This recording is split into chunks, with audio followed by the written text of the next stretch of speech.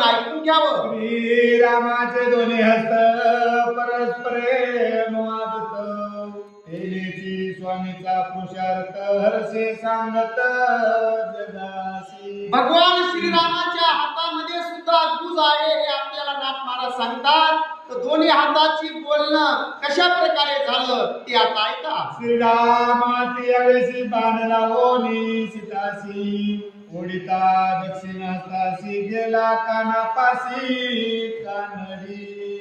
भगवान श्रीरामाच्या हातामध्ये धनुष्य आहे. उजव्या हाताने कानाडी वडली आणि वडल्यानंतर कानापाशी गेला तो हात. मग त्या उजव्या हाताला डावा हात काय बोलतो ते ऐका. वाम बोले दक्षिणा प्रती मिळता रघुपती, मागे सरलासी डक्याती वीरव्रती नभे.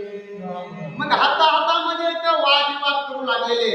डावा हात म्हणू लागलेला आहे तू नेहमी पुढे राहतो, पण ज्या वेळेस धनुष्य सोडायचा आहे त्यावेळेस तुझा हात पाठीमागे गेला. हे तुझं काही बरं न बाबा. पुण्य काळ दे पुण्या पुढे दावणी सीलवड सोडे, दान करीसी वाडे कोडे श्री निवाडे घ्यावया. हे बोलण्याचं कौतुक डाव्या हातात आहे भगवान श्रीरामाच्या.